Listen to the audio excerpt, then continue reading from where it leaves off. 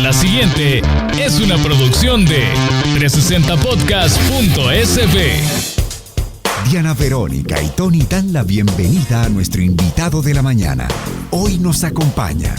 Esta entrevista la pueden escuchar más tardecito a través de nuestras cuentas en Spotify, Google Podcast, Amazon Music y TuneIn. Bueno, son las cuentas de 360podcast.sb. Ahí se sube Diana Verónica y Tony la entrevista. Dele clic para que le caiga a la campanita, para que le caiga la notificación. Hoy nos acompaña Claudia desde California, creo yo que está Willy Lora.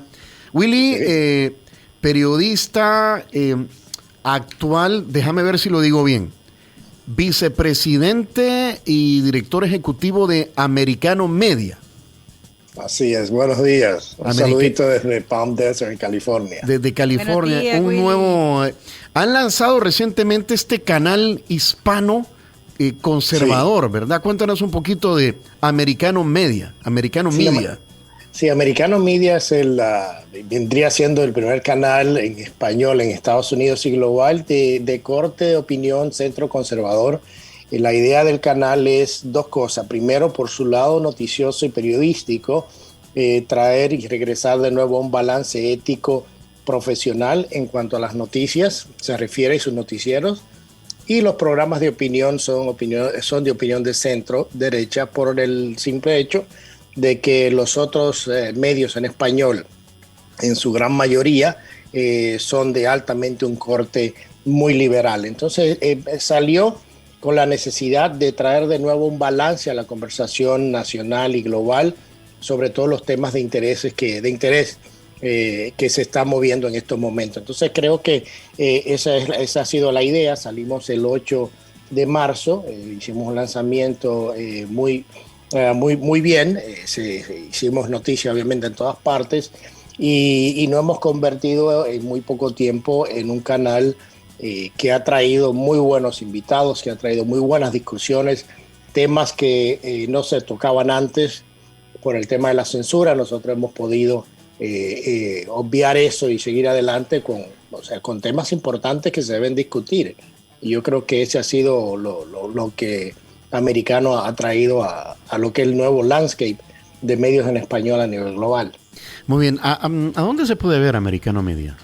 Americano Media está ahora mismo, pueden bajar la aplicación, está gratis, Americano Media para Samsung y para Apple. También en su página, en su portal, americanomedia.com. Estamos ahora mismo en solamente audio, además de SiriusXM, que tiene 38 millones de suscriptores en el canal 153. Pero el video, la parte de live streaming, creo que en unos 90 días se estará lanzando la parte de video, lo cual nos lleva ya a lo que viene siendo OTT y demás. O sea que es un proyecto nuevo, acaba de lanzar, pero con muchísimo potencial y con el compromiso de querer regresar a un periodismo más balanceado, más ético, más apegado a la realidad de los hechos y menos programación, en cierta manera, de la información. ¿Y van a hacer más noticias, Willy? ¿O qué formatos van a producir? Tenemos varios formatos. Tenemos noticieros de 2 horas en la mañana y lo grande de esto es que lo hemos hecho con la intención de integrar globalmente en un mundo digital a toda la audiencia. O sea, tenemos 2 horas de programación de noticiero mañanero tipo revista, como hacen ustedes de 7 a 9 de la mañana, antes de la hora de 6 a 9. Hay un programa que se llama Amanecer con Dios. En cierta manera queremos traer de nuevo a nuestra audiencia, que es mayormente católica en los hispanos, una hora de una bienvenida a un día, hablando con un padre, con los sermones, con el mensaje de Dios, de nuevo traer un poco lo que es la fe antes de que comience el día. Después de esas 2 horas tenemos un programa de República Dominicana que se llama Sabor Caribeño. Es manejado por Diulca Pérez, una gran periodista dominicana. Después de Sabor de Caribeños hacemos Conosur. Conosur es un programa que se hace desde la Argentina, también tocando lo que es la parte sur del hemisferio y los temas que tienen que ver con esa región que impactan, también que tienen un impacto en Estados Unidos, porque hay una una gran población inmigrante de suramericana en Estados Unidos. Después de ese programa tenemos un programa de Miami que se llama Así está el mundo, donde se revisan los titulares más importantes de Europa, España, que ya es media tarde a esa hora en Europa. Luego de eso, que casualmente es la primera vez que tenemos un show que se produce completamente desde El Salvador, se llama Iberoamérica Hoy, donde se tocan todos los temas importantes y titulares que se están manejando a nivel de Latinoamérica. Es conducido por un salvadoreño y también un peruano, que son bien reconocidos. Y después de eso nos vamos a Colombia, donde hablamos con Fernando Londoño, que habla de La Hora de la Verdad, y que fue un exministro de Colombia, un periodista muy reconocido también, un comunicador de muchos años. También tenemos un programa que se llama Entre Líneas, que es un programa que se dedica a examinar entre líneas los titulares de los medios tradicionales y cómo le damos a la audiencia el otro lado de esta historia que nos está contando, por el hecho que le comentaba hace un momento de los lineamientos políticos de ciertos medios de comunicación. Además de eso, ya nos metemos en el prime time. Y bueno, tenemos un programa que se llama Tech Talk, que es un programa para los millennials, es un programa donde se habla mucho de tecnología. O sea que además de todo lo que hacemos a nivel político, a nivel noticioso, tenemos una variedad muy grande de programación. Y obviamente en nuestro prime time tenemos el primer show conducido completamente por mujeres en español en prime time. Son 4 mujeres muy capaces que tocan los temas serios, fuertes de la política económica y global y de Estados Unidos. Además de tener a Lucía Navarro, que hace el programa de actualidad noticiosa, Diana Alexandrino con una perspectiva de Estados Unidos, y por último también tenemos a Ana Patricia Candiani, que es una periodista muy reconocida que hace un programa desde Los Ángeles que se llama ¿Usted qué cree? Entonces yo creo que lo que hemos hecho con este producto es traer algo nuevo, dinámico, global, pero más apegado a la realidad de las cosas y a los hechos y menos la famosa propaganda política que se está viviendo mucho en algunos medios. Bueno, les auguramos el mejor de los éxitos, Willy, y qué bueno que estás nuevamente al frente de eso es lo que te gusta, ¿verdad? Willy fue director de noticias de CNN en español, así que tiene todas las credenciales. Willy, hoy queremos hablar de un tema para ver qué vela tenemos nosotros en este entierro, como decimos. Se está configurando, hay quienes dicen, un nuevo orden mundial. Sí. Con la invasión de Vladimir Putin a Ucrania, que está cambiando el mundo, pues. Estamos viviendo tiempos nuevos, o estamos viendo cómo el mundo cambia frente a nuestros ojos. Así es. Y la dinámica internacional. Sí. Hasta dónde llega Europa al este, hasta dónde organizaciones y todo el sistema de Naciones Unidas sirve para algo, porque me parece que estamos viendo crímenes, estamos viendo muerte y simple y sencillamente el mundo es un espectador. Así es. Hasta dónde la influencia de Estados Unidos, Europa debajo de las enaguas de Estados Unidos, o sea, ¿qué es un nuevo mundo bipolar, tripolar? ¿Se acabó la globalización? He escuchado de todo. ¿Qué está pasando? Mira, yo creo que es un tema muy, muy importante y que bueno que ustedes lo están tratando, porque sí ha habido 4 intentos de un nuevo orden mundial en los últimos, desde la Primera Guerra Mundial. La semana pasada hubo una conferencia en Dubái precisamente hablando sobre ese tema, que si el mundo está preparado o no para un nuevo orden mundial, y el consenso en este World Government Summit, una cumbre mundial global que se hizo en Dubái, es que el mundo todavía no está preparado para eso. Y el tema es que usualmente, o por mucho tiempo, Estados Unidos tuvo un liderazgo global mucho más fuerte y podía empujar una agenda globalizada, bien financiada, de una manera más efectiva. Ahora mismo la preocupación, inclusive en los países del Medio Oriente y en Europa, es que el liderazgo de Estados Unidos está cada día más débil, especialmente en estos últimos 2 años y medio. Es el consenso de esta reunión, según estuve leyendo, por el simple hecho de que temas como las altas regulaciones, la salida fallida de Afganistán, a lo que se está viviendo ahora con la invasión rusa a Ucrania. O sea, tratar de refortalecer y darle otro papel a la OTAN cuando había venido desintegrándose en cierta manera. O sea, hay cosas de esas que inclusive como el mismo acuerdo entre lo que es China y Rusia también le hace un frente bien fuerte a lo que se ha conocido como un liderazgo mundial de Estados Unidos. Entonces, por eso en esta conferencia la semana pasada en Dubái se dijo que, bueno, sí, se ha venido tratando de llegar a un nuevo orden mundial, y aparte de eso fue como se manejó el tema de la pandemia, pero que todavía el mundo no estaba preparado para eso, por lo que venimos hablando. O sea, China y Rusia haciendo un frente diferente a Estados Unidos, los países árabes interesados en otras cosas, el tema de Irán por el medio.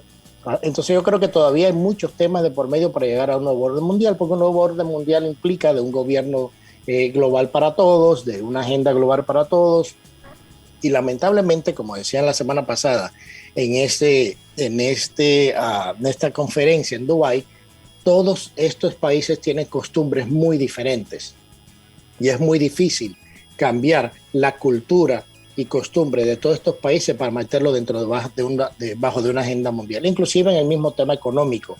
Tratar de que no sea el dólar la moneda fuerte global, sino tratar de crear otra moneda que pudiese hacer eso. Se han visto los movimientos con monedas electrónicas, una sola moneda. O sea, todo eso se ha venido tratando, pero no se ha cuajado todavía, porque como decían ellos, es muy complicado cuando se tiene culturas tan diferentes de querer meterlo dentro de una sola sombrilla. Y en eso también, como decían en esta conferencia, la ONU no le ha ido muy bien por el hecho de que la ONU, como organismo internacional, está básicamente manejado por un grupito de países que tienen un poder de veto, que con vetar uno solo que vete una resolución que quiera llegar a un consenso mundial, entonces la misma ONU es un organismo que estaría un poco en contra de este nuevo orden mundial, porque si a Estados Unidos no le gusta una cosa, o a Rusia no le gusta una cosa, o a China no le gusta una cosa, este nuevo orden mundial lo paralizan inmediatamente. Entonces, todo eso se discutió la semana pasada, pero no es algo que sea mística o que sea una teoría de conspiración, como se quiera decir, pues sí existe un esfuerzo importante en tratar de buscar un nuevo orden mundial globalizado. Ahora, pareciera, Willy, que vamos a pasar un buen rato en este conflicto, ¿no? entre Ucrania y Rusia, y que como se va a alargar, probablemente los efectos también se extiendan hacia un montón de regiones y no se van a quedar solo en Europa. No sé cómo lo ves. Sí. Bueno, el tema de Ucrania, o sea, Rusia hizo y tuvo unos cálculos que obviamente le fallaron. Ellos pensaron que Putin iba a invadir a Ucrania, en 2 o 3 días iba a tomar el país y iba a terminar victorioso, mucho más fortalecido, y las cosas no le han salido como ha pensado, lo cual lo pone ahora en una disyuntiva en cuanto a ese mismo orden mundial o ese papel que Rusia podría jugar en ese orden mundial, además de los 2 temas importantes con Rusia, que son su capacidad militar de tener las ojivas nucleares que posee, y al mismo tiempo cómo maneja la energía y el petróleo, y lo que le ofrece a Europa, especialmente a países como Alemania, Italia, en temas de energético. Pero este conflicto no le ha ido muy bien, no ha quedado muy bien, y creo que eso le ha llamado la atención a otros países en Europa, inclusive el mismo Estados Unidos, de ese liderazgo que Rusia, o lo que Rusia le había vendido al mundo como esta gran potencia. Entonces yo creo que eso está jugando un papel en lo que estamos viviendo en esta geopolítica global que estamos mirando, y estos movimientos globales, es lo que está pasando en Ucrania definitivamente. Y no podemos olvidarnos el tema de la pandemia. O sea, el tema de la pandemia fueron 2 años de encerramiento, y yo he dicho en varios de mis programas que Putin encontró la real vacuna para la pandemia, que fue un misil. O sea, cayó el primer misil en Ucrania, y ya nadie habla de la pandemia. Sí, total. Y además que el mundo ni se ha recuperado de ese impacto de la pandemia. Pues sí, pero todavía estamos viendo cómo salimos económicamente del impacto de la pandemia, cuando hoy tenemos que lidiar con los coletazos económicos de lo que suceda con esta guerra. Claro. Pues, y entonces Claro, Aquí y no solamente eso, hay políticas de Estado que se toman que tienen un impacto económico global. O sea, la inflación en Estados Unidos está teniendo un impacto en todos los países que dependen de economías dolarizadas, incluyendo El Salvador en ese sentido. Entonces yo creo que hay políticas económicas y que se han tomado que no han ido a favor de eso, porque por lo menos aquí en Estados Unidos, políticas que teníamos hace 4 años que mantenían cierta solidez económica y crecimiento económico, se quitaron muchas de ellas por un tema meramente político, no por un tema de que fuese a ser efectivo, y estamos viendo las consecuencias de eso en los altos precios de la gasolina, que si te sube la gasolina, te suben todos los productos porque hay que transportarlo, o sea, el tema energético, los costos energéticos de tus casas, o sea, hay cosas de esas y cuando llegan al punto donde está en Estados Unidos y la inflación que sigue creciendo, todo eso tiene un impacto entre todos estos países que dependen de una economía dolarizada y que dependen mucho de la economía de Estados Unidos. Y lo que pasa es que aquí no hay mucho para donde hacerse, Claudia. No tenemos mucha opción. No tenemos mucho para margen de maniobra. Dependeremos siempre de lo que haga o no con su economía Estados Unidos, Willy. En algunos rangos, en muchos rangos, sí, por el hecho de que, primero, te pongo un ejemplo, El Salvador, como los otros países de Centroamérica y República Dominicana, tiene un acuerdo de comercio de trade con Estados Unidos, que es el CAFTA-RD. Entonces, mucho de este comercio de trade de los países centroamericanos tienen que ver con el mercado más grande, más cerca, que es Estados Unidos. Entonces, de una manera u otra van a estar ligados. Yo creo que países como El Salvador, que están tratando el tema del Bitcoin, y otros países que están tratando de diversificar los mercados, o sea, China ha venido a jugar un papel importante en cuanto a abrirle puertas a mercados y a productos a los países centroamericanos, obviamente como un frente también a Estados Unidos y del posicionamiento de China, no solamente en temas económicos, sino también políticos en la región. ¿Es el tema del Bitcoin, digamos, una salida del presidente Nayib Bukele a la hegemonía y a las condiciones que pone el Fondo Monetario Internacional? ¿Es digamos, un camino alterno para no tener que depender de estos organismos financieros internacionales, de la órbita del orden mundial que todavía está ahí? Sí, establecido. Son alternativas, o sea, yo creo que los países latinoamericanos todos han manejado y ya han tenido experiencia con el Fondo Monetario Internacional y cuando entramos en desastres económicos internos, que hay que ir a estas organizaciones para buscar un escape financiero y no entrar en un colapso financiero. Entonces se ha visto que los impuestos que se ponen son muy altos, las condiciones para estos préstamos, inclusive en muchos casos, ponen en duda el fortalecimiento democrático de estos países, porque hay que hacer muchísimas concesiones para poder tener este dinero del Fondo Monetario, pero al mismo tiempo, o sea, se quedan sin salida. Sin salida porque sus presupuestos están fuera de control, su deuda externa, eso trae como coalición presiones internas en estos países que pueden desestabilizar cualquier país. Entonces, yo creo que mucho de la disciplina fiscal de estos países tiene que ver con bajar estos préstamos, por bajar la presión interna económica, por tener unos planes de desarrollo y crecimiento económico integrados, importantes y sostenibles en estos países por parte de sus mismos gobiernos. Entonces, yo creo que sí, se están buscando alternativas con Bitcoin y otras monedas electrónicas en ese camino de esta orden mundial, o sea, por dónde nos vamos con todo lo que está pasando, pero como se hablaba la semana pasada en Dubái, todavía creo que el mundo no está listo con todo lo que estamos viendo, que lo que está pasando. Ahora, ¿será eso la solución al final, tener un nuevo orden mundial? No sé, eso habrá que verlo. Todavía Estados Unidos, por más débil que esté ahora, y como lo ven los otros países, no solamente de Rusia y China, sino también de Medio Oriente, todavía es un país que tiene las economías más fuertes, claro, con todo y que esté decayendo. Entonces yo creo pero sí se están jugando y se están posicionando estos países de manera de que están aprovechando esa debilidad por parte de Estados Unidos, no solamente en el tema político, sino también económico, para posicionarse. No es coincidencia que China y Rusia hayan llegado a un acuerdo y que China haya en cierta manera, no criticado mucho lo que Rusia está haciendo en Ucrania. O sea, es la misma razón por la cual China y Rusia no participaron de los eventos del G20 y G7, por no considerarlo organizaciones internacionales con mucho peso de la manera que ellos lo ven.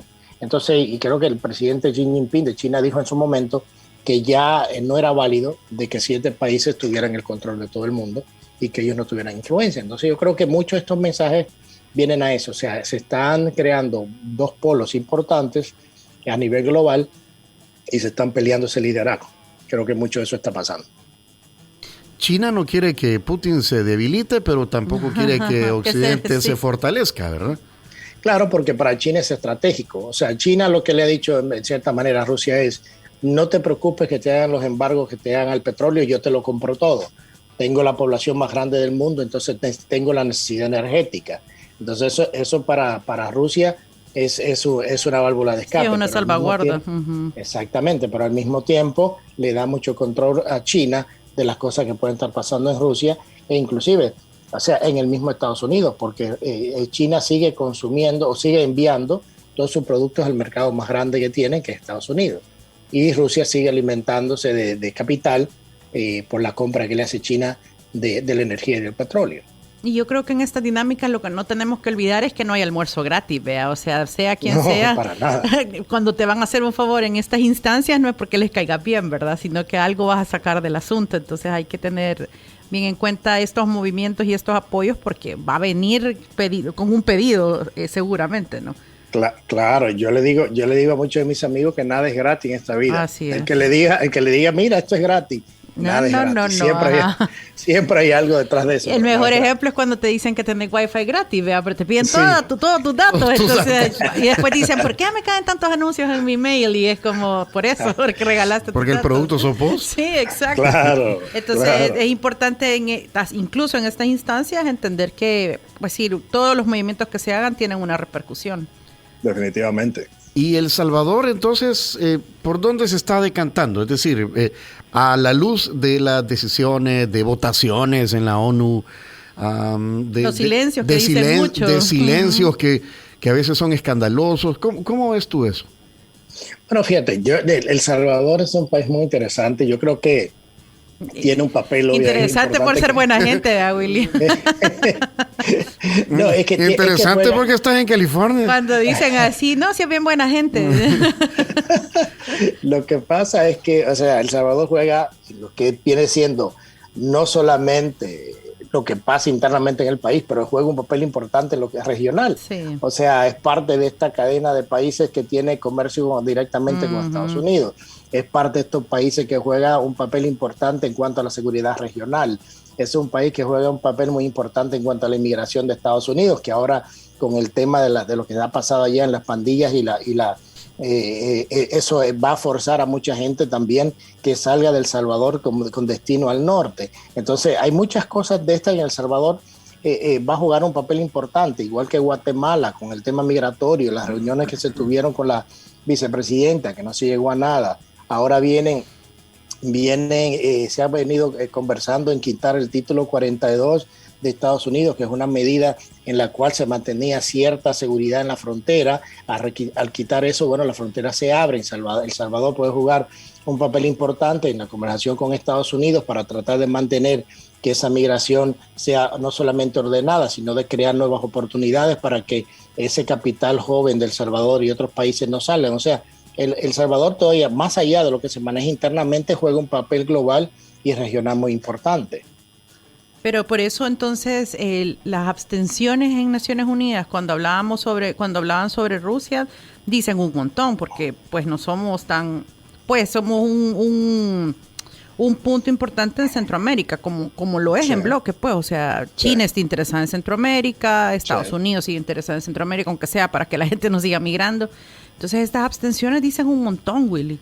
Dicen un montón, pero también hay que entender que hay una política doméstica que jugar en El Salvador y mucho depende de eso del liderazgo del mismo presidente. O sea, hay otros países que se abstienen porque tienen temas internos que manejar, o sea, que va mucho más allá de la política global. Es lo que hablábamos hace un momento, que todavía el mundo no está preparado para que todo el mundo se monte en un mismo autobús y hablemos con una sola voz en una globalización. ¿Por qué? Porque por lo que hablamos hace un momento, o sea, cada país tiene temas importantes domésticos que le conviene o no votar pro o en contra, claro. O sea, y eso solamente lo saben las decisiones que toman estos países, pero creo que la importancia de El Salvador va mucho más allá de ese voto, o sea, de lo que veníamos hablando hace un momento, tiene muchos otros rubros por la cual se convierte en países importantes regionales. O sea, esas abstenciones, por ejemplo, en esas instancias donde están los meros petateros, ¿verdad? ¿Qué dice? ¿Qué significa? Mejor no me meto en estos temas porque no sé cómo lo va a terminar la cosa. Es posible. O sea, estamos entrando en el campo de la especulación, pero es posible porque uno no entiende, uno sabe, no es que no entiende, uno no sabe que mucho sea, qué tipo de relación tenga el gobierno de El Salvador con países como China, que también en cierta manera apoya o ha respaldado a las acciones de Rusia, o sea, la misma relación que puede tener El Salvador con Rusia, qué negociaciones hay de por medio, o sea, qué ciertas ganancias existen, o sea, hay muchos intereses de por medio que pueden decidir o hacer decidir que un país vote o se abstenga de votar en decisiones importantes en la ONU y en otros foros internacionales. O sea, eso habría que indagar un poco más sobre cuáles fueron los motivos de la abstención. O sea, si no ha habido una explicación por parte del gobierno. O sea, no. Lo único sería especular, pero usualmente mucho tiene que ver con el tema de la situación política interna de cada país, de quién apoya o no lo que está pasando, o la otra opción es que en términos de beneficio de esa relación bilateral con países que tienen influencia en el conflicto, como China y Rusia, estén por medio. Creo que solamente esas dos cosas es las que se pueden manejar. ¿Y en Estados Unidos qué va a pasar? Porque dices tú, hay una inflación, la situación del empleo, dices que se vieron debilitados por ciertas decisiones. Y la sombra de la guerra, vea, porque sigue ahí pululando la idea de que puede desatarse una guerra peor. Pues sí, de que la cosa se ponga peor y que ahí sí no tenga que entrar a Estados Unidos. Donald Trump, ¿verdad? Que creo que quiere volver a la presidencia. El partido, no sé si vía Donald Trump o Partido Republicano. ¿Qué está pasando? ¿Qué va a pasar? Fíjate, lo que está pasando es lamentablemente en Estados Unidos que hay un descontento masivo con la administración actual. O sea, los niveles de aprobación del presidente andan en un 30% más o menos, que es algo horrible. Pero mucho de eso tiene que ver con como te decía hace un momento, es con las políticas que se han establecido en los últimos 2 años, que han disparado la inflación, el desempleo, la confianza, el tema de política exterior, la mala salida de Afganistán, el fracaso es en Afganistán, que bajo esta administración se permite que se haga la invasión a Rusia. Entonces, mucho de eso tiene que ver con lo que está pasando en Estados Unidos. Obviamente, va a ser muy difícil que el Partido Demócrata mantenga control de ninguna de las cámaras del Congreso, ni el Senado, ni la Cámara de Representantes. Todas las encuestas indican de que eso no va a ser así, porque se necesita, además de tener un balance en el poder, que si tienes una Casa Blanca demócrata, por lo menos tengas una Cámara de Representantes y un Senado republicano, para que exista ese balance, pero sino también por el tema de que muchas de las políticas que se han adoptado han sido muy negativas y nefastas para el país. O sea, la eliminación del Keystone Pipeline, que venía trayendo la energía desde Alaska a Estados Unidos, que hizo a Estados Unidos por primera vez independiente de su energía, que no dependía de los países árabes ni de Rusia, al quitar ese oleoducto y al sacarlo de circulación, obviamente puso a Estados Unidos de nuevo a depender de petróleo y de otros países, lo cual aumentó los precios, lo cual le llega como un problema de seguridad nacional porque lo hace dependiente de nuevo de otros países por el petróleo, cuando era suficiente, generamos la suficiente energía para poder tener esa independencia. O sea, temas como ese que son importantes, que tuvieron un impacto en la economía de todo el mundo, de todo el mundo en el país, y eso se refleja en el bolsillo de la gente. O sea, yo creo que o sea, lo que le espera en noviembre al Partido Demócrata, y hemos visto también como la cantidad de representantes demócratas que han dicho que no se van a reelegir, que se están saliendo en este último periodo, porque ven obviamente que noviembre va a ser un mes desastroso en ese sentido, porque no vemos un tren que cambie. Inclusive, cuando tú hablas del tema de Donald Trump, nosotros hicimos en Americano Media la encuesta más grande en español, con un sample más grande que se ha hecho en la historia. Fueron 1.500 personas que son de 15 estados, en los cuales estas 1.500 personas son hispanos votantes que tienen ya derecho al voto en Estados Unidos. Y cuando se pusieron las preferencias para presidente en 2024, en el número 1 salía Donald Trump y en el número 2 salía Michelle Obama.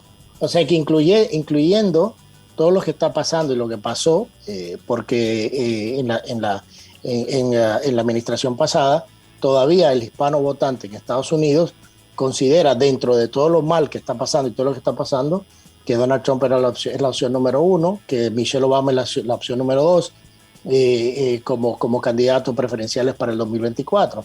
Entonces yo creo que eso te dice mucho a ti, porque acordémonos de que durante la administración pasada los hispanos tenían los niveles de desempleo más bajos en Estados Unidos, el poder adquisitivo fue más alto, y como son los dueños de la gran mayoría de las empresas o sea, medianas empresas, en ese momento, por el tema de la desregulación, le fue muy bien. Entonces yo creo que esas son de las sorpresas que podrían venir. Que el expresidente vaya a salir el 2024 como candidato o no, es muy prematuro. O sea, le está haciendo eventos como si fueran pre-campaña y no ha dicho nada, pero también existe ese famoso desgaste de lo que fue la figura del expresidente, como el desgaste de las figuras del Partido Demócrata, o sea, lo que era la secretaria Clinton y demás. Entonces yo creo que inclusive estamos cambiando un poco la dinámica del liderazgo político de ambos países y se está pidiendo nuevas caras, nuevos líderes para lo que viene a ser el futuro de Estados Unidos. Pero va a ser muy preocupante, o es muy preocupante lo que se devela para el Partido Demócrata en noviembre aquí en Estados Unidos. Sí, bueno, hay que ver un montón de cosas, ¿verdad? Porque, bueno, el expresidente Trump tiene todavía un caso pendiente, a ver si el partido lo va a apoyar con todo lo que ha estado pasando. La verdad es que la sinergia política en Estados Unidos está complicada porque no nos recuperamos de la pandemia y tienen encima lo de Ucrania, pues, es decir, es un escenario difícil para tanto para republicanos como para demócratas, creo. Definitivamente. Aunque los demócratas tienen el desgaste de que el que está a cargo es el presidente, ¿verdad? Entonces siempre el que esté en el puesto se desgasta más. Exactamente, ¿no? Y vimos la atención alta en los últimos 4 años por parte de los medios a lo que fue el expresidente. Sí, vimos todos los artículos de cómo se hizo esa colusión para sacarlo del poder. Vimos juicios políticos que no tenían mérito, investigaciones que ahora sabemos fueron...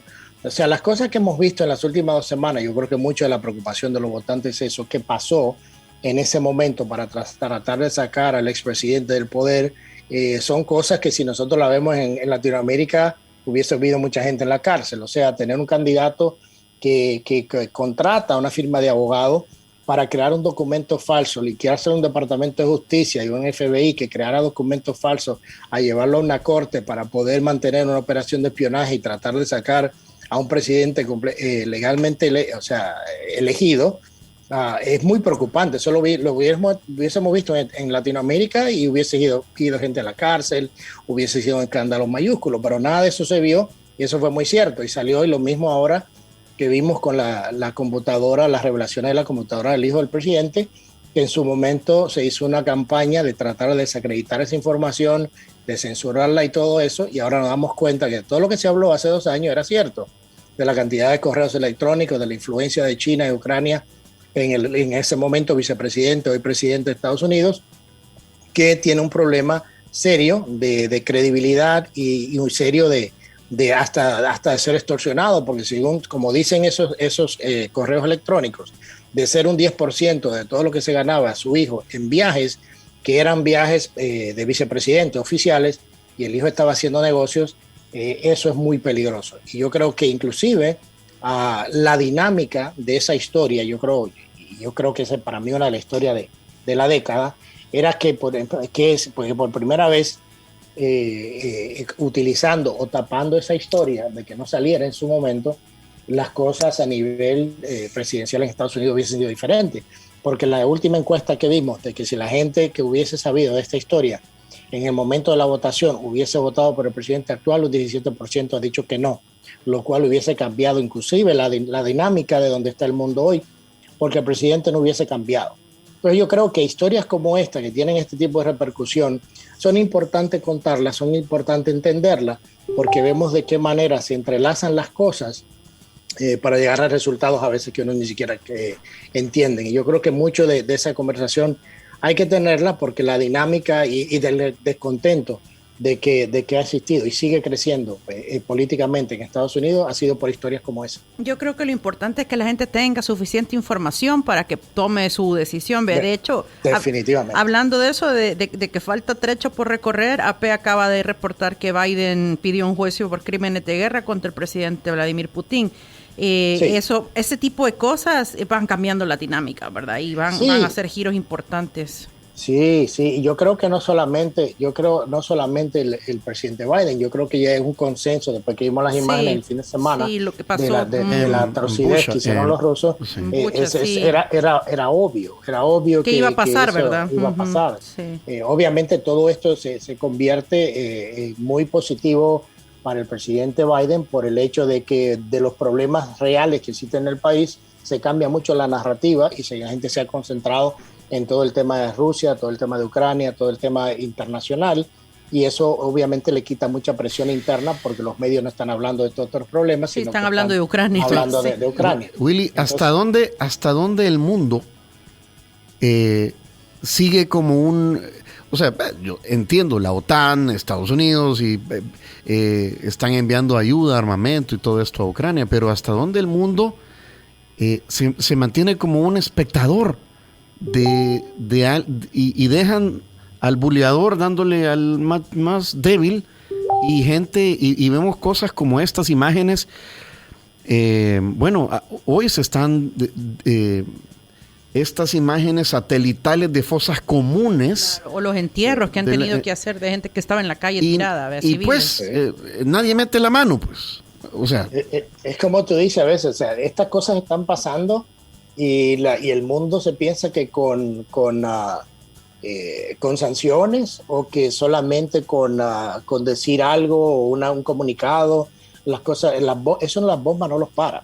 Las bombas nos para ese tipo de cosas. Se le hace presión, pero lo que se está viviendo definitivamente es una catástrofe, una crisis de esa envergadura en la cual, o sea, lo único que me acuerdo a mí es cuando estuve en Haití para los tiempos del terremoto. Terrible, sí. De que encontraban los cadáveres en todas las esquinas amontonados, o sea, de civiles. Una cosa horrible ver eso, y yo creo que la respuesta del mundo tiene que ser consistente, tiene que ser fuerte en cuanto a eso, y es lo que se espera no solamente de este presidente, sino de todos los presidentes mundial. O sea, esto es una cosa que, aunque muchos han hablado de una posible tercera guerra mundial, pero yo creo que la presión interna en Rusia va a ser quien va a sacar a Putin del poder. No creo que lo vamos a hacer con las bombas, no creo que se vaya a hacer con invasión, pero la generación de una presión interna, porque la presión que se le está haciendo a los oligarcas rusos, a las ciertas clases rusas, de frizarle todos los bienes y de no permitirle hacer ningún tipo de transacciones, es una gran presión que está recibiendo el mismo presidente Putin internamente. Sí, y muchos de sus aliados se le van a voltear seguramente, ¿verdad? Definitivamente. Nadie quiere estar asociado con una persona que esté cometiendo crímenes de guerra de esa naturaleza. Yo creo que nos pone un gran cuestionamiento a nivel mundial, ¿verdad? Después de lo que pasó con la Segunda Guerra Mundial, que juraron que no iba a volver a pasar, uno dice, realmente la autonomía de los países, hay que respetarla, pero cuando ves estos crímenes, ¿hasta dónde te metes? Es impresionante lo que está pasando. Sí, y lo que pasa también es que se ha intervenido en otros conflictos, en otros países de menos envergadura. El tema es que intervenir en un tema con Rusia eleva demasiado rápido el tema a un conflicto nuclear. El riesgo, claro. Pero eso también lo sabe Vladimir Putin, y sabe por qué empuja y hasta dónde empuja, porque sabe que tiene esa capacidad de negociación y al mismo tiempo de de desviar ciertas cosas y de poner y de posicionarse en un lugar de decir, bueno, no es un rival cualquiera, vea. Exactamente. Entonces yo creo que y es lo que es, por eso está haciendo lo que ha hecho. O sea, acuérdense que Putin estuvo con Biden, y yo estaba en Ginebra en ese momento, en aquella cumbre que hicieron entre ambos, sí. Y mucho de lo que se vendió, por lo menos en la prensa de este lado del mundo, era que el presidente Biden había salido fortalecido. Yo decía en ese momento, y todavía lo sigo diciendo hoy, quien salió fortalecido de esa cumbre fue Putin, no Biden. Biden salió muy, muy débil, hasta el punto de que en la misma conferencia de prensa que tuvo ese mismo día en Ginebra, cuando lo cuestionaron al final de las concesiones y demás, él se incomodó con los periodistas y los regañó. Entonces se vio una persona completamente débil que salió de esa cumbre, y Putin salió fortalecido. Y mucho de lo que estamos viendo hoy es eso que venía construyendo. El hecho de que el presidente de Estados Unidos le diera una plataforma o un espacio privado al presidente Putin en ese momento, que él estaba en Europa reuniéndose con los otros presidentes, dice dos cosas. Quien manejaba la agenda era Putin, porque no fue y se reunió con él en la cumbre del G20, sino que lo citó a una cumbre especial, solamente entre los dos, en un país diferente. O sea, quien manejó la agenda en ese momento fue Putin, no Estados Unidos. Estados Unidos se hubiese sentido más fortalecido, no le hubiese dado esa oportunidad de él verse en una escena global con el presidente de Estados Unidos, si no le hubiese dicho, si quiere hablar con nosotros, tiene que venir aquí donde estamos nosotros, y no te voy a dar un espacio así. Pero se lo dieron, y Putin terminó fortalecido, y de ahí vino el acuerdo con China, y entonces China y Rusia siguieron, o sea, se impusieron más todavía en un frente en contra de Estados Unidos. Y esa es la otra gran duda, vea, ¿qué pasa si Estados Unidos reacciona? ¿Qué va a hacer China, vea? Pues sí, que ahí ya te metes con dos sí, que no querés tener. Hay una frase que dice que a nadie le gusta que Estados Unidos sea la policía del mundo hasta que deja de ser la policía del mundo.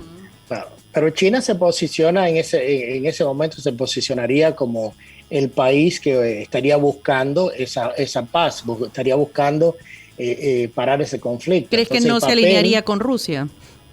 No, porque yo creo que China inteligentemente se están posicionando para ser el primer o el país más poderoso del mundo, no solamente a nivel militar, sino económico.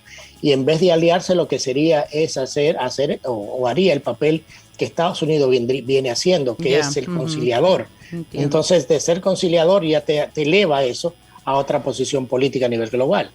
Sí, y puedes quitarte un montón de motes, vea. Sí, exactamente. Sí, de estigmas que venís arrastrando. Interesante. Entonces, bueno, a ver, desde entrevistas, conversaciones abiertas como esta, con audiencia, pues uno quisiera arreglar el mundo. El Papa acaba de decir sobre Ucrania, todos somos culpables, dice. Acaba de decir... Y la verdad es que da triste, o sea, a mí sí me da tristeza que a estas alturas no puedas resolverle de otra manera. Como decimos con Diana Verónica, venimos de una pandemia donde todo el mundo estaba cuidando su salud y la vida, y cuidando la vida, y ahorita pues hay tal desprecio por la vida que es increíble que hayamos atravesado por donde hemos atravesado y el mundo no haya aprendido nada. Willy, que son agradables estas charlas, siempre es un gusto. Son ya casi ya son las 9 de la mañana, tú tienes que seguir tu agenda.